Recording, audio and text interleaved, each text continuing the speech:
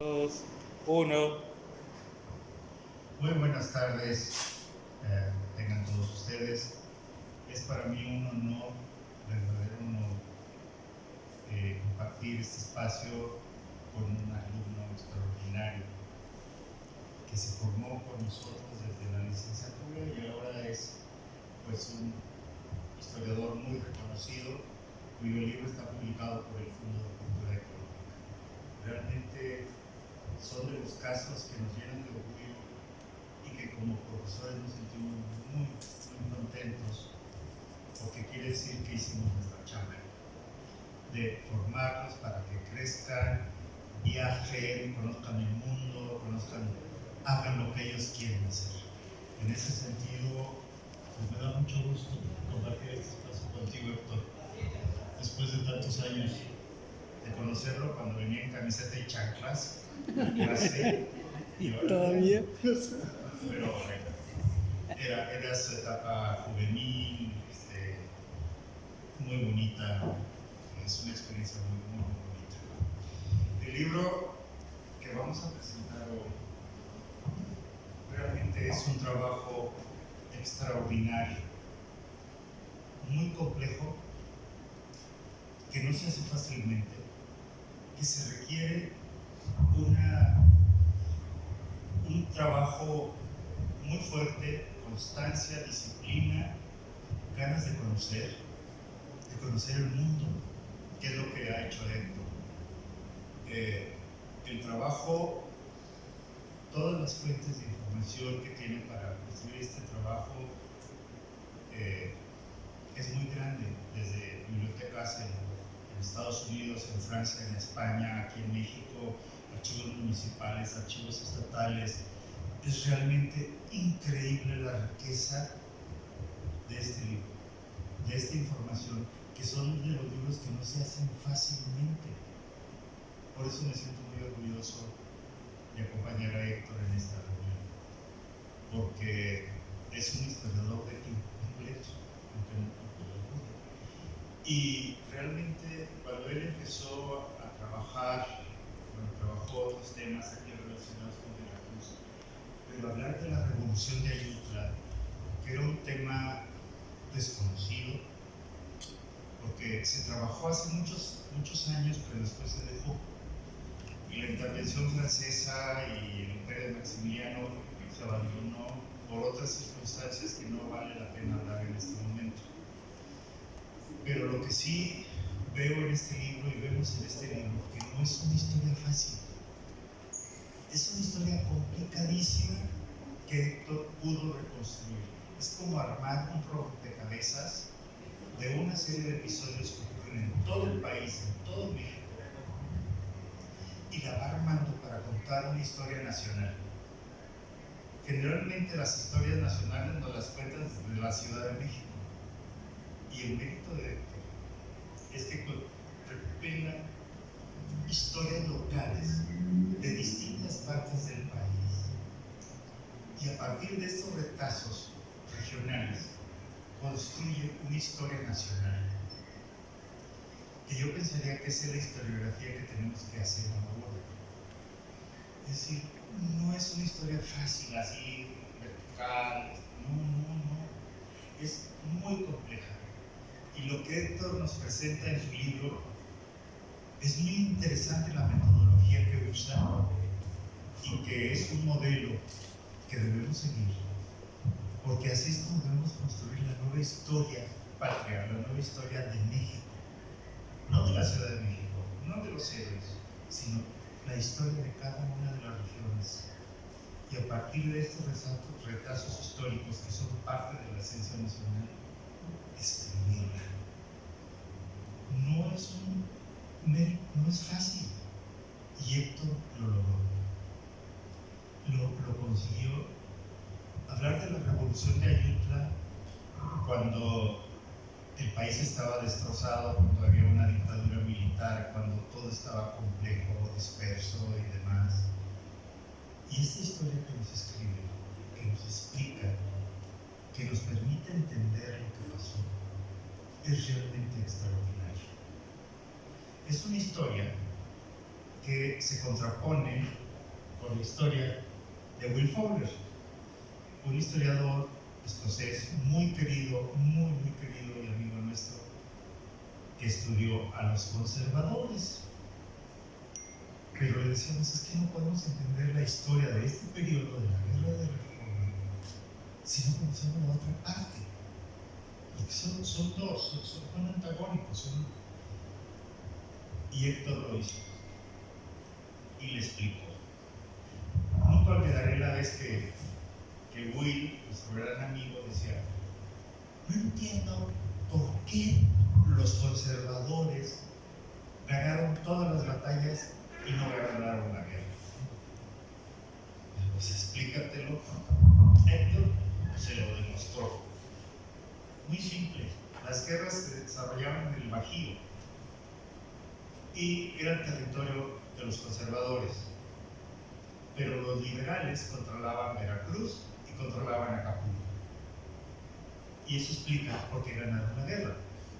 Porque tenían armas, mercenarios, tecnología, y los otros estaban metidos ahí en el centro de la Ciudad de México.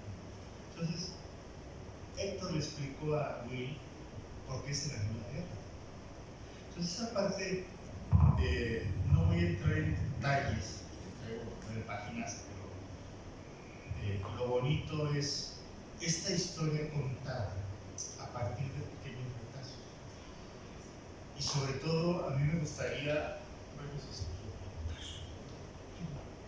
lo voy al final, porque yo creo que más que nada lo que queremos es escuchar a Héctor, ¿no? Que cuente su experiencia con la construcción de este libro.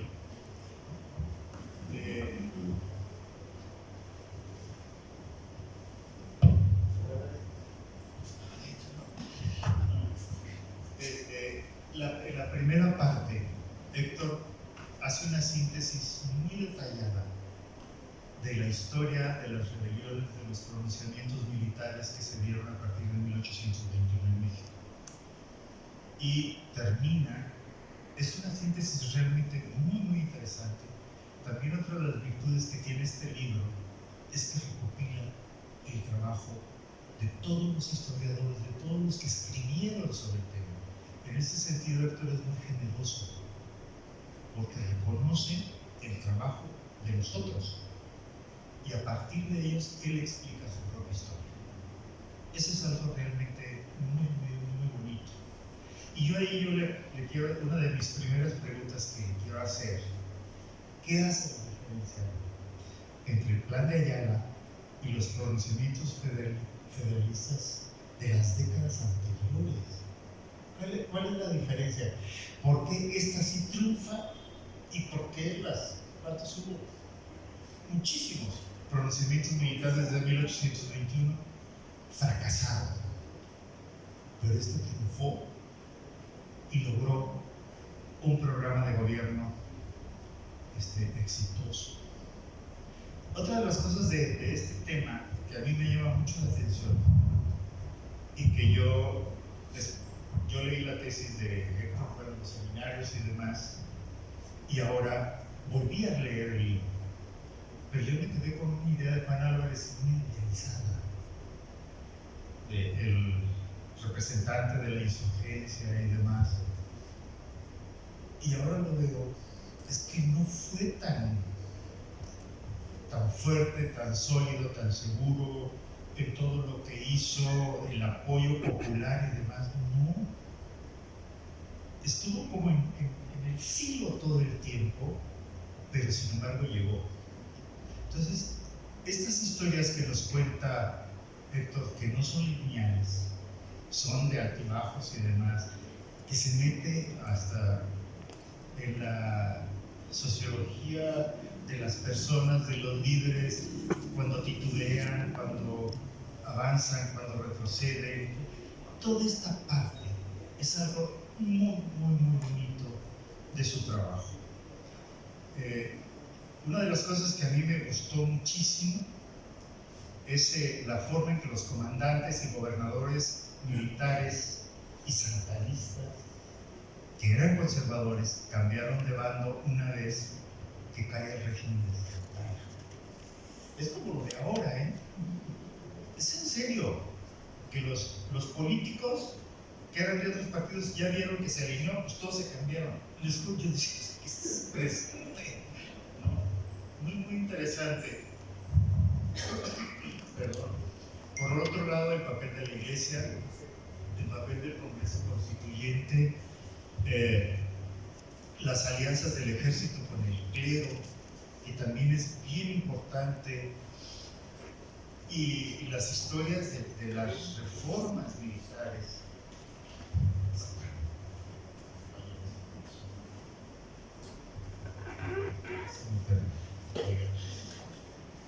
Sí. Lo que les quiero decir es que este trabajo es complejísimo, es muy importante, que solo un historiador como Héctor lo puede hacer. Y realmente yo lo celebro y que sea el comienzo del diálogo. Gracias. Yo me voy a ir un poco más básico. Les voy a contar un poco de qué trata el libro y también de sus preguntas. Y también voy a hablar un poco de las respuestas que doy. El libro, como ya lo dijo Juan Ortiz, parte de hecho desde muy atrás de lo que me planteo yo, parte de los pronunciamientos de los conservadores, de las rebeliones de los años 30, 40, 50, únicamente para algo, porque me interesa saber cómo se creó y funcionó la Guardia Nacional. Y algo que descubro después de ver documentación, después de ver trabajo de los otros historiadores, después de ver archivo, es que esta institución, a pesar de que se decía muy liberal, pues realmente no lo era, ¿no? De acuerdo al lugar donde se formaba la Guardia Nacional, era su orientación política. Si se formaba, por ejemplo, en la Mixteca oaxaqueña, pues eran conservadores. Si se formaba en el Bajío, también lo eran. Entonces, un poco por eso me interesaba ver esto, ¿no? Checar estos mitos, ver por qué no se correspondía con lo que decía realmente el discurso oficial, que justamente dice lo contrario, ¿no? La Guardia Nacional es liberal, pelea por el pueblo, pelea contra las intervenciones extranjeras. Es el primer tema. El segundo gran tema de este libro es la Revolución de Ayutla, que ocurre, como sabemos, en Guerrero. Lo que me di cuenta había sido muy mal estudiada. Por una parte teníamos justamente a Juan Álvarez como el gran prócer no solo de la independencia, sino de los primeros 50 años del México independiente, pero que realmente movía sus fuerzas políticas a través de la clientela, a través de las promesas. De pronto iba a un pueblo y le decía a los indígenas que, bueno, les voy a dar tierras, peleen por mí. Iba a otro pueblo y decía, les voy a quitar impuestos. Entonces, esa forma de proceder de Juan Álvarez hacía que realmente no se coincidieran los planteamientos liberales que él se proponía con el trasfondo político del mismo liberalismo, ¿no? Es realmente entonces muy complejo el asunto, mucho más de lo que se había pensado antes de que Juan Álvarez peleaba por que quería darle libertad a todo el mundo. Bueno, el tercer asunto de este libro, que de hecho es un capítulo, ¿no? El tercer capítulo, trata sobre cómo se formaron las fuerzas militares durante el gobierno de Ignacio Comonfort. Un periodo muy problemático de la historia de México, en el que todo el tiempo había justamente pronunciamientos en contra de un gobierno moderado, tanto de liberales como de conservadores, contra los moderados, y Comonfort logró suprimirlos a todos. Eso es muy interesante, casi nunca se ha visto así el gobierno de Ignacio Comonfort, que fue de 1855 al 57, a la antesala de la Guerra de 3 años.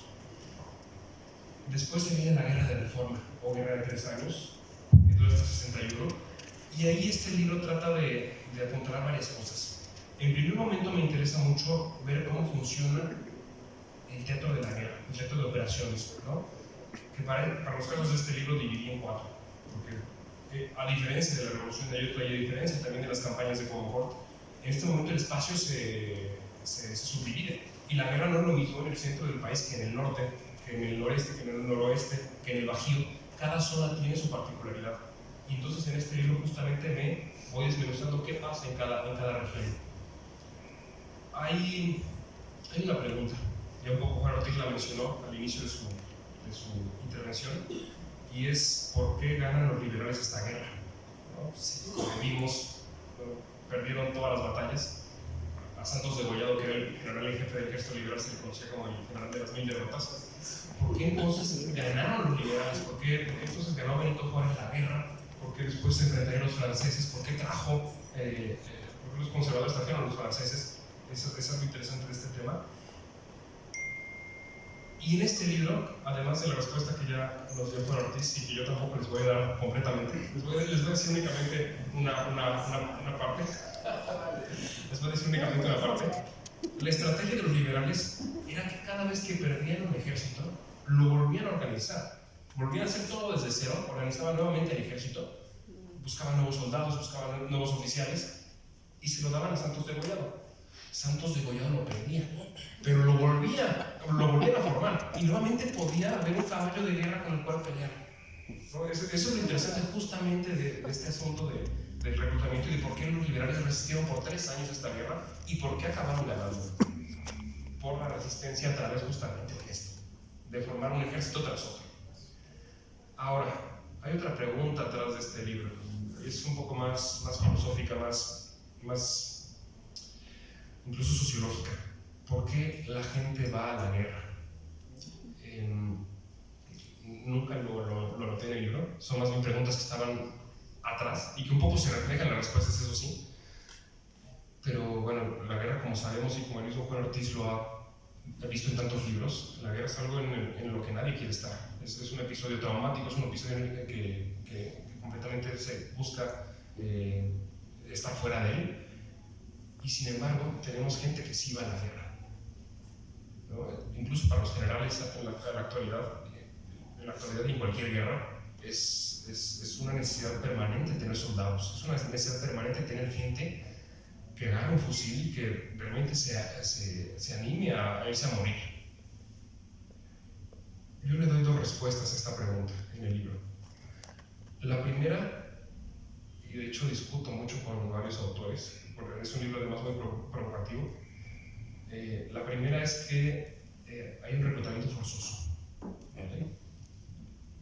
No podemos hablar de porcentajes, pero yo diría que un 95% de estos soldados liberales son reclutas forzosos. Los liberales iban a los pueblos, tomaban a la gente a través del reclutamiento forzoso, los metían a cuarteles y los hacían soldados.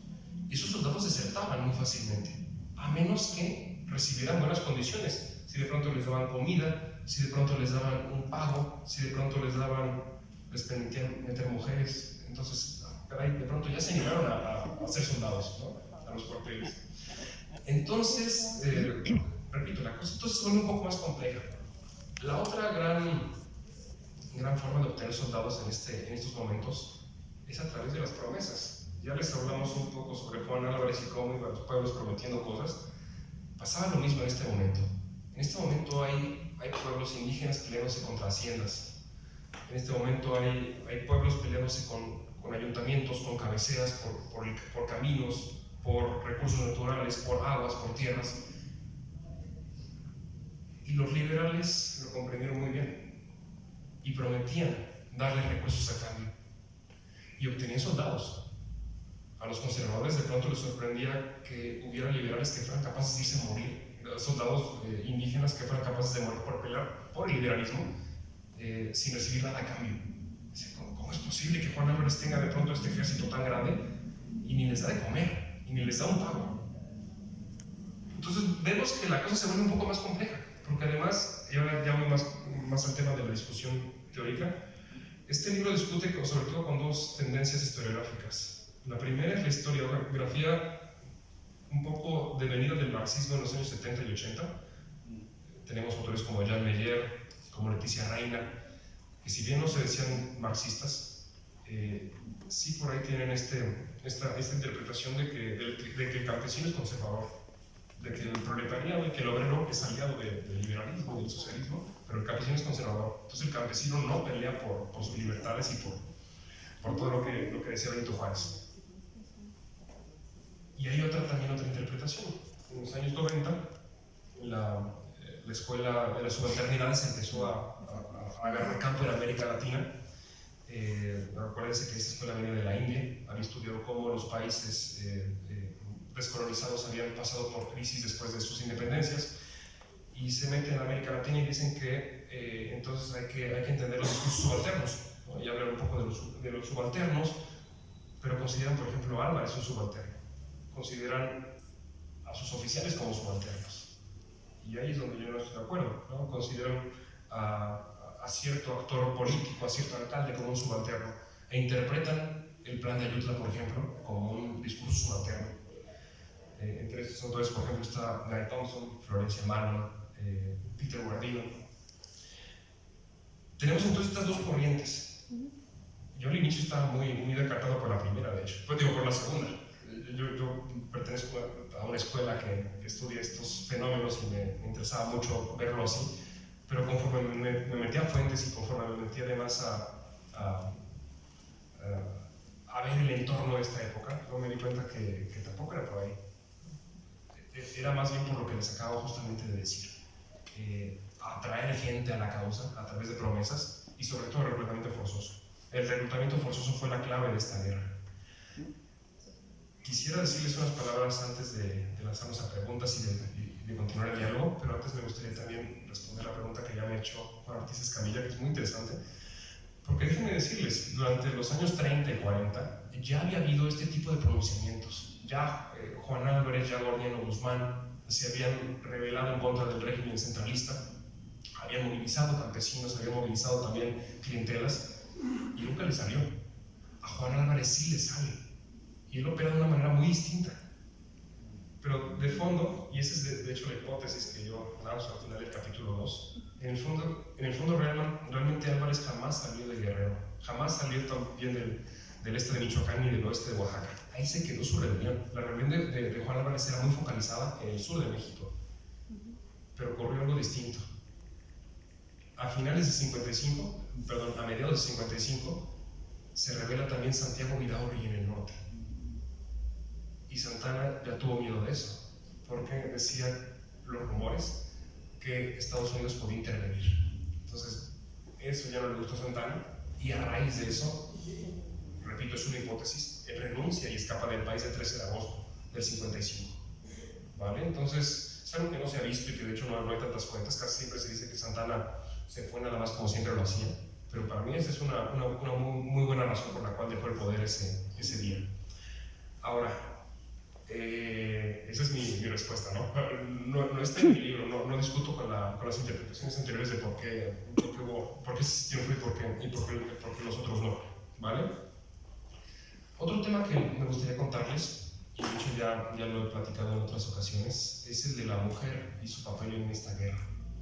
Este libro, entre todo lo que ya les he comentado, ¿no?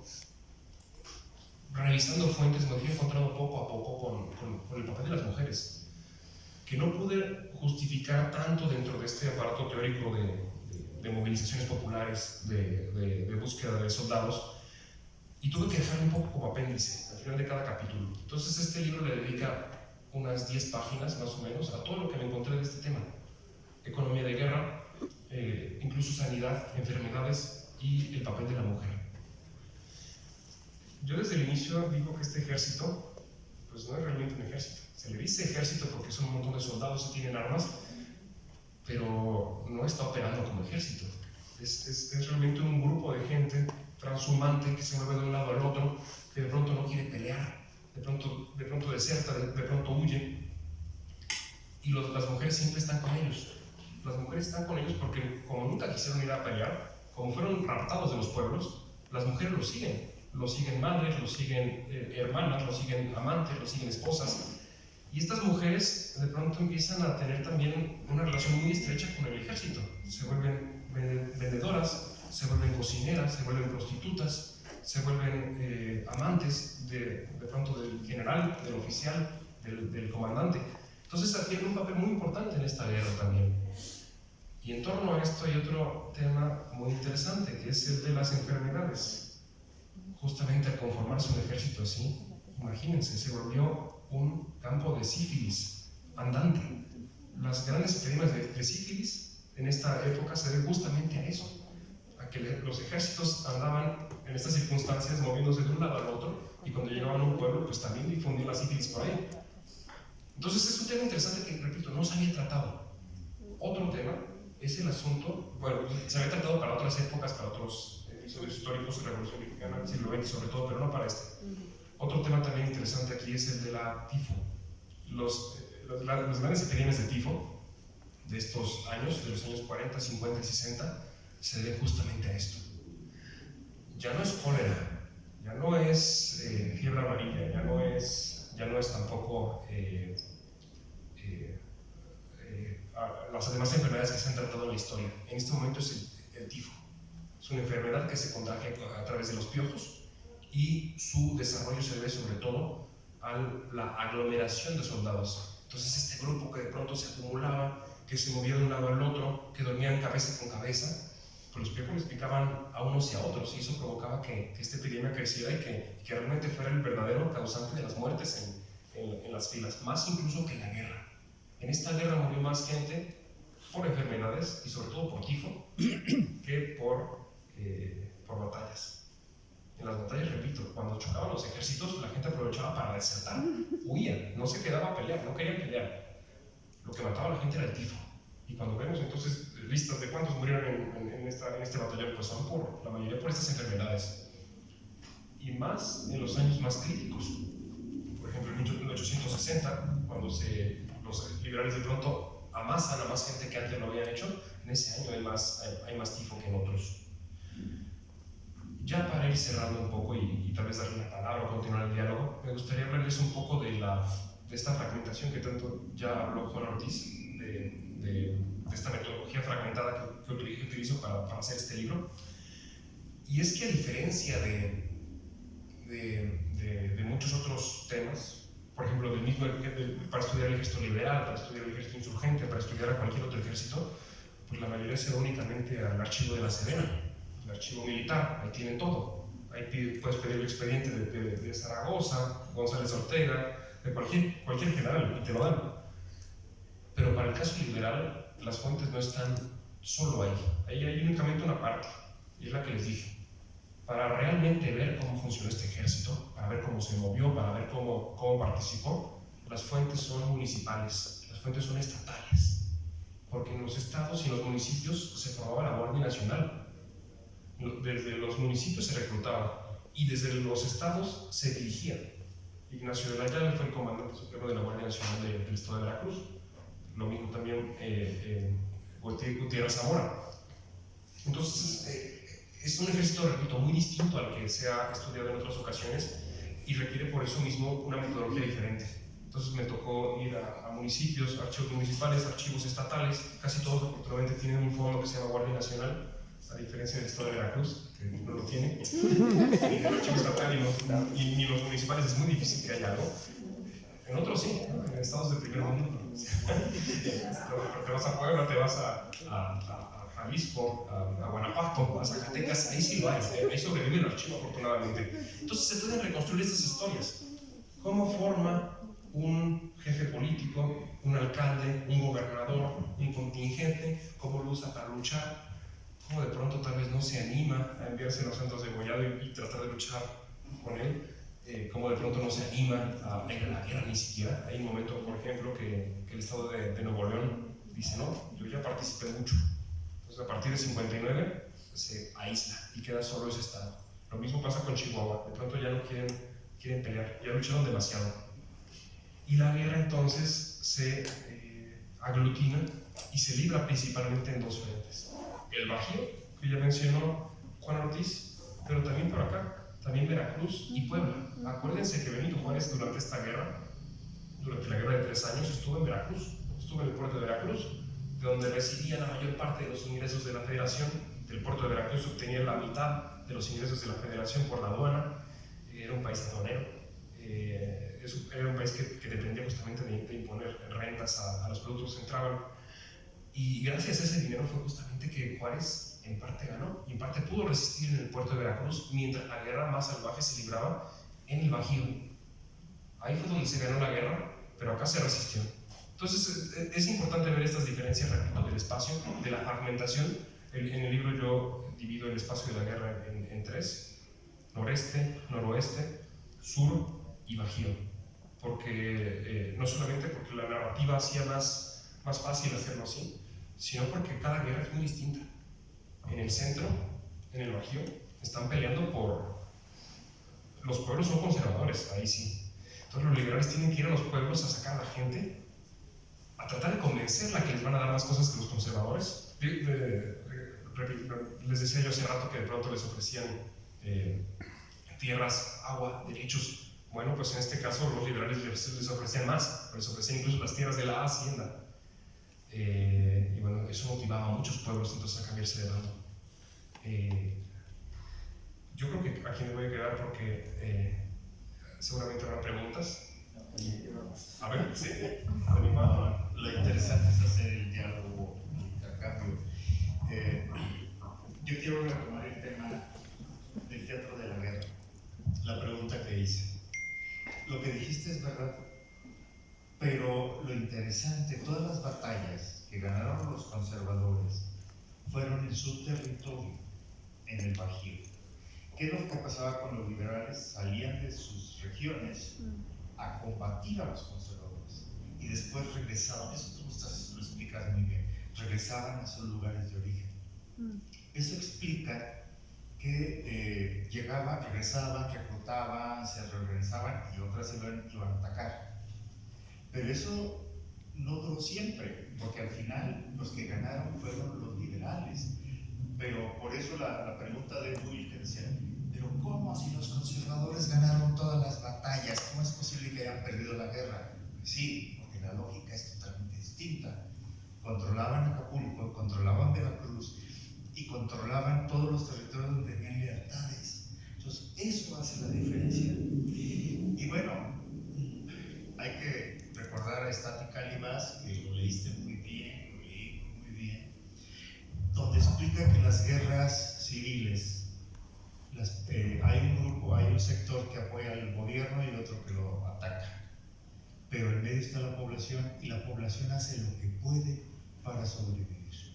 Es decir, a veces están de un lado, a veces están del otro lado, porque no tienen otra opción. O sea, esta cultura del heroísmo, de que todos vamos a morir y demás, no, la gente no se quiere morir. Supongo que ustedes no se quieren morir, nadie se quiere morir, ¿no? Y tampoco queremos ir a la guerra. Entonces es algo bien interesante que debemos tener presente. El otro tema de la sífilis está presente en todas las guerras. Recuerdo a Calleja en 1811 en Guadalajara, que estaba con el ejército ahí, y decía que tenía que salir de Guadalajara porque el ejército se estaba enfermando del gálico, que es la sífilis. Porque estaban las prostitutas y demás, entonces el ejército se le estaba enfermando y lo que quería era salir del lugar porque ya no puede seguir, ¿no? Entonces esto es algo muy interesante. El otro tema, que hay un tema que te conté anoche, bueno, resulta que, se lo voy a comentar, en el 88 yo estuve en Austin. Me tocó tomar la última clase de Miss Benson, que es una historiadora muy, muy famosa, y daba una clase sobre el siglo XIX mexicano. Y los alumnos le preguntaban que quiénes habían sido los pintos de Juan Álvarez, y la doctora se ponía muy afectada y decía, es que no sé qué son los pintos. Y desde entonces se me quedó eso.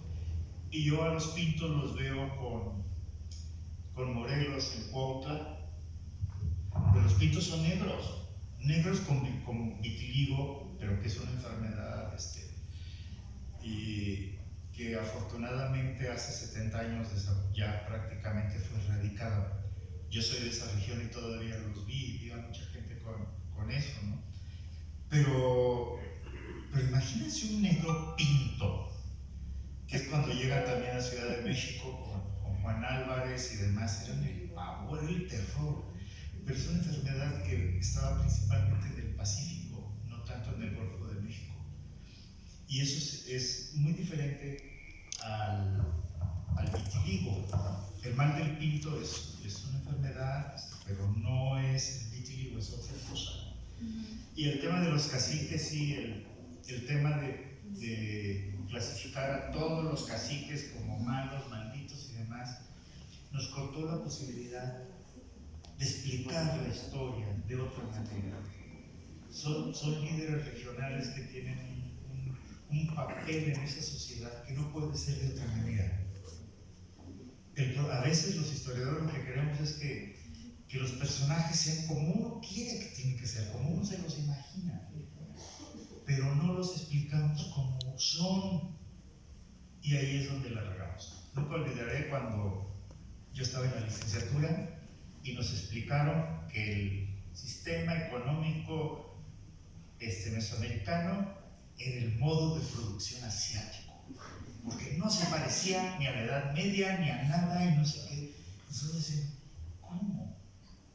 Hasta años después ya nos están explicando, no, era un sistema productivo económico distinto, pero había que encasillarlo en toda esta construcción marxista y demás que tanto daño nos hizo.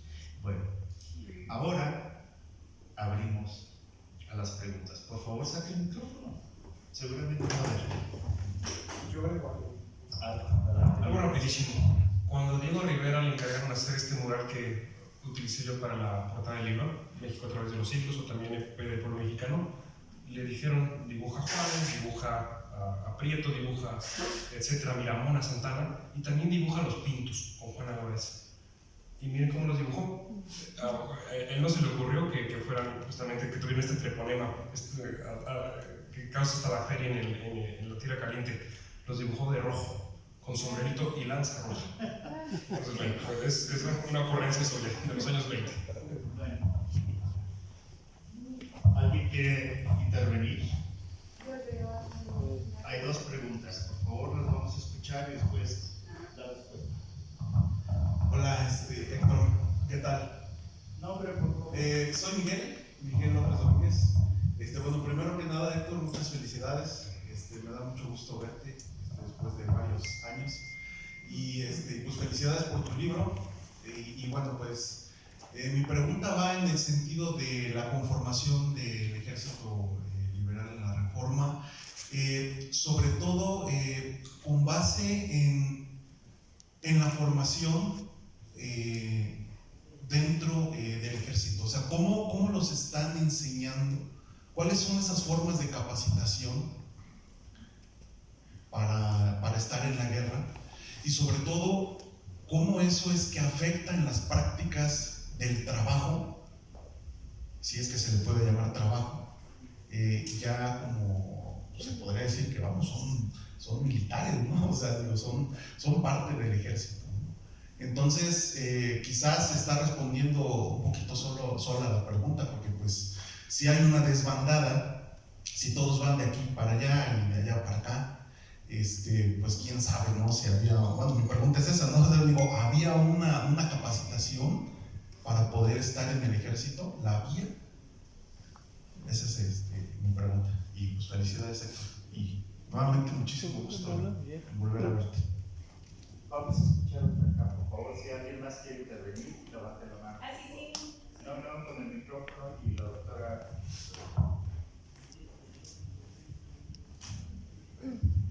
Bueno, buenas tardes, mi nombre es Karen, felicitaciones por la obra. Mi pregunta va más relacionada con eso que señalabas al principio de las discusiones historiográficas o de las líneas historiográficas de investigación con las cuales discutiste en la obra. Una era la discusión sobre el modelo estructuralista marxista y el otro era esa escuela que también es muy de Romana Falcón, de los estudios subalternos y demás. Teniendo en cuenta que tú no adoptaste ninguna de las dos, según tus palabras, ¿sobre qué línea historiográfica de investigación histórica te posicionas? ¿Y cuál sería, o por lo menos mi interés como historiadora al comprar esta obra, es porque representa un modelo de investigación histórica? ¿Cuál es tu modelo de investigación histórica? ¿Nos podrías contar un poco sobre eso? La doctora, dos más. Hola, doctor Juan, mucho gusto verlos y escucharlos dialogar, además, eso está muy interesante.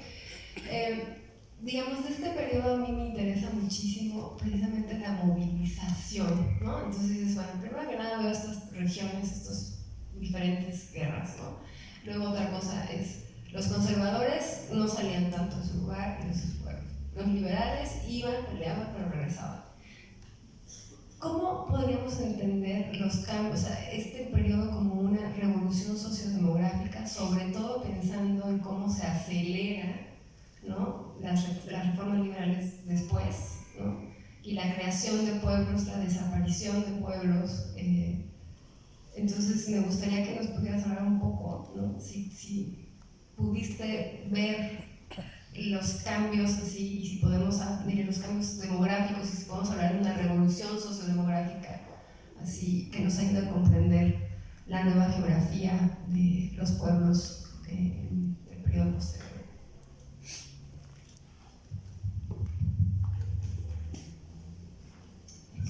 Bueno, Hugo Ayala, bueno, muchas felicidades, Héctor, por el libro.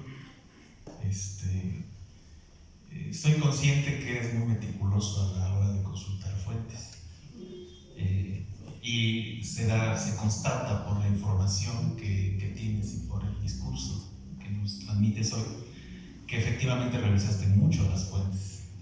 Y quería preguntarte si nos pudieras hablar un poquito más acerca de la vida cotidiana de la guerra, es decir, más allá del ejército, más allá de los enfrentamientos, de las conformaciones, de los cuerpos que combaten aquí, acerca de la cotidianidad que implicó en los campos donde seguramente se asentaban, en las poblaciones, y se trastocó más por el lado de la vida cotidiana. Esa sería mi pregunta. Y muchas felicidades por tu libro. Pues preguntas muy complejas y poco tiempo. Voy a hacer lo posible. También avisar que lamentablemente el libro no se vende ahora aquí mismo, pero sí lo pueden conseguir. Ah, sí, perfecto, ya llegó a la mesa. Ah, qué bueno, acaba de llegar a la mesa, qué suerte tenemos. Bueno, para irme en orden, empiezo con la pregunta de Miguel, que bueno, Miguel trabaja trabajadores, y una vez me invitaste a reflexionar justamente sobre este tema, cómo se trata un soldado. Me gustaría responderte a través de un caso, el caso de Patricio Ramos, el famoso pintor de los cuadros de la batalla del 5 de mayo. Es muy interesante porque a él lo tomaron de leva 2 días antes de la batalla de Puebla y lo obligaron a formarse a ser soldado en solo 2 días. El primer día lo agarraron por saber leer o no, lo nombraron, en su caso sí sabía leer, lo nombraron sargento, le dieron un rifle, le enseñaron a tirar, le dieron 24 horas, lo pusieron después de eso a cavar trincheras un día completo y el siguiente día lo pusieron de soldado, ¿no?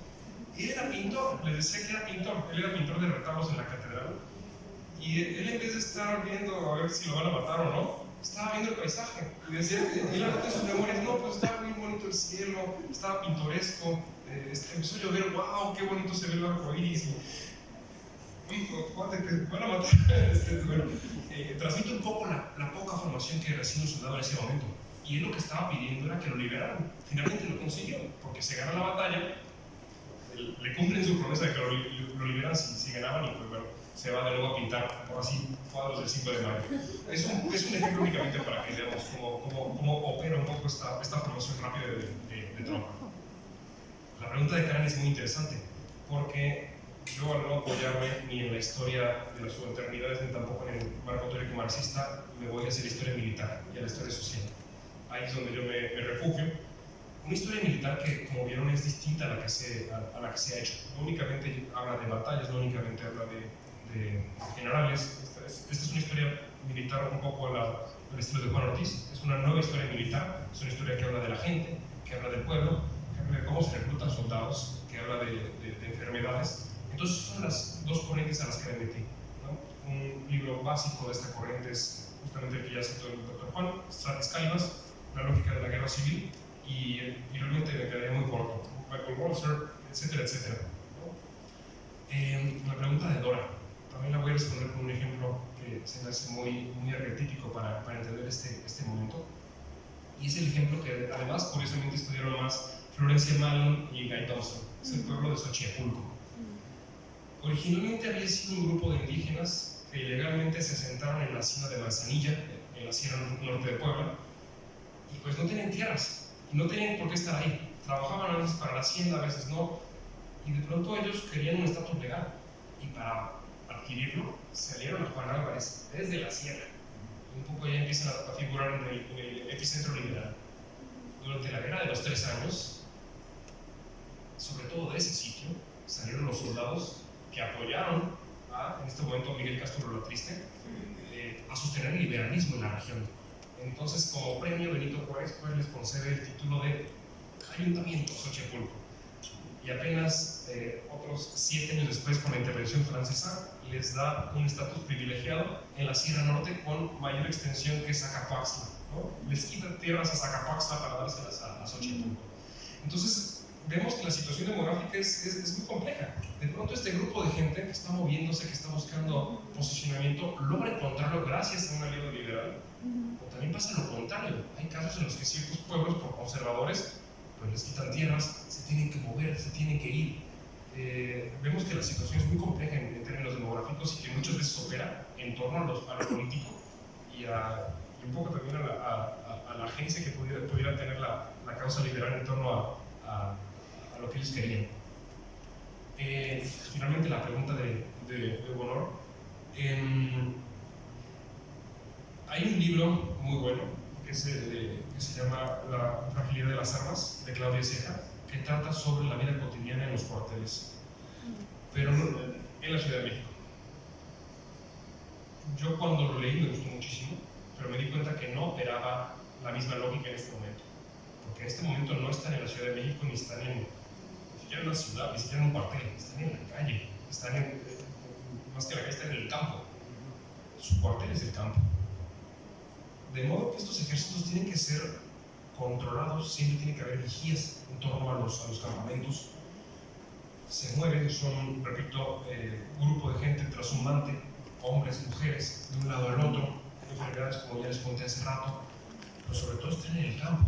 Y en el campo también hay enfermedades, también hay riesgos, hay animales, hay insectos. Hay casos justamente de eso, ¿no? De pronto a mí se le atraviesa un animal, un robalo en esta época y lo mata. Un insecto y también lo mata. Están esos riesgos en esta campaña. Entonces lo interesante de aquí es ver el espacio de la guerra, no en las ciudades y en los cuarteles, sino en el campo, donde también se traza una vida cotidiana, donde también de pronto el papel de la mujer es usado en los campos de batalla para, bueno, se le coloca al frente, porque las mujeres gritan más que los hombres cuando hay tiroteos, y pues eso puede espantar al enemigo. Entonces fue una estrategia que se ocupó justamente la guerra de reforma. Y eso es un tema que hemos trabajado, ¿no? La vida cotidiana en pleno campo de batalla. Había veces que pasaba exactamente lo contrario, nos pasaban atrás para que no hubiera un tiroteo con las mujeres en medio, ¿no? Había veces que el general sí se cuidaba de no dañar a las mujeres. Entonces es una especie de vida cotidiana muy distinta a la que hemos estudiado y que pues ya un poco les platiqué de las enfermedades, ya un poco de la movilización y otros tipos de asuntos de vida cotidiana. Sí, es un gran tema. La marihuana en esta época se usaba, había soldados que fumaban marihuana, particularmente eran en este momento los de Zacatecas. Estaba muy difundida y causaba, en este momento se le llamaba problemas morales. Entonces, hay generales que lo prohibían. También, por supuesto, el alcohol. El alcohol estaba muy distribuido en estos momentos y sobre todo se les daba a la tropa antes de las batallas, no solo para envalentonarlos, sino también para que, como premio, ¿no? Mira, tienes alcohol, pelea mejor. Entonces, la vida cotidiana tiene que verse así, a mi punto de vista. Todavía nos quedan algunos minutos, poquitos, 2 minutos. Les voy a contar otro episodio interesante de la Revolución de Ayutla, y es que los discursos subalternos realmente son difíciles de leer. Ya les mencioné un poco que para mí el subalterno no es Juan Álvarez, ni siquiera sus oficiales, pero sí se pueden encontrar. En este caso, en esta guerra en específico, hay fuentes judiciales en las que de pronto se atrapa un soldado y le dicen: ¿por qué te aliaste a Gordiano Guzmán? ¿Por qué con los liberales? ¿Por qué traicionas a Santana? Y ahí sí, entonces empieza a encontrar la lógica de esta guerra. Dicen: es que la cosa estaba fiera para los pobres, es que nos ofrecieron dinero, es que nos prometieron tierras, es que nos prometieron abolir este impuesto. Y ahí puedes darte cuenta entonces que pues, todas estas interpretaciones de que esta gente luchaba y de que tenía una interpretación del liberalismo y de que tenía además un nacionalismo desde abajo, pues se empiezan a caer. No están peleando entonces por esto, están peleando por causas muy materiales. Y la otra cosa que te puedes dar cuenta es justamente por qué es lo que están atacando. Lo que está atacando esta gente, después de que se les suelta para que se ponga a luchar, no es ir a atacar a un ejército conservador, no es ir a atacar a una ciudad, no es ir a la Ciudad de México a ver por una ventana, es ir a quemar un trapiche, es ir a quemar una hacienda, es ir a quemar un rancho, es ir a destituir a un líder político.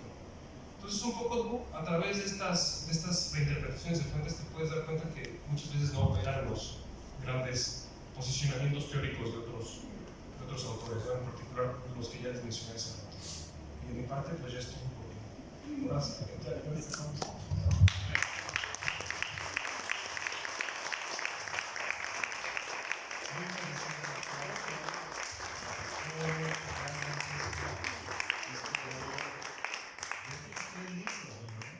¿Cuántos? 5 libros. Y no tienen ni 30 años. ¿Sí? No, realmente es un orgullo.